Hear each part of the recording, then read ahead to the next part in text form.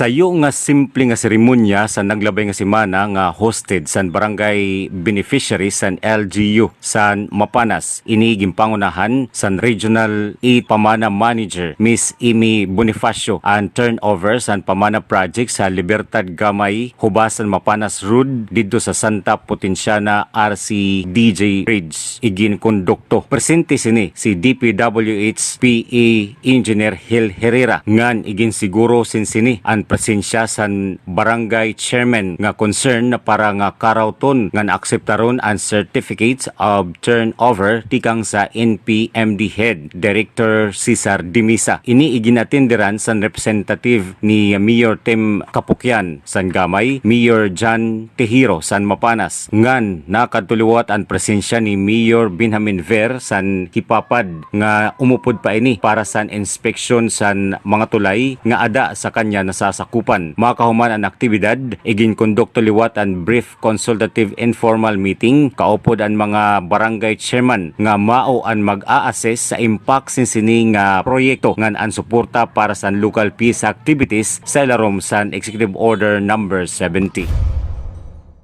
Sa Bungtusan, Katarman, nagkondukto si Marso 23, 2021 dito sa Mayor's Conference Room sin coordination meeting kaupod ang Municipal Health Officer, SWAB team, bus operators ngan management san Katarman Land Transport Terminal nga ginpangunahan ni Municipal Administrator Rene Isidira. Ginhisgutan ang tuang nga measure pagprebentar sa re-entry san mga variant san COVID virus san municipality. Iginlatag liwat sin sini ang public health protocol ay gimpapatuman sa Katarman Land Transport Terminal nga kinahanglan ig-obserba ngan pagsundon sa nga tanan nga oras. Igin proponer liwat sini ngadto sa Municipal Interagency Task Force ang mga additional dida sa igin napapatuman nga restrictions ngan requirements sa mga maabot sa Katarman gikan sa mga highly infected or high risk nga nasa ilarom sa GCQ nga mga lugar. Sugad man ang mga bus operators otro nga ginpahinumdom sa kanra responsibilidad nga ginkikinahanglan ang kopya san kanra passenger manifesto nga iniig susubmitir ngadto sa task force team san kada Katarman bound trip. Din ini hugot nga igindidiri ang pag-unload o pagpahawas san Katarman bound passengers o pasaheros san bisan ladiin tungod ini ginkikinahanglan nga dumiretso sa bus terminal para san health assessment ngan ini ang promiro nga ginkikinahanglan nga requirement.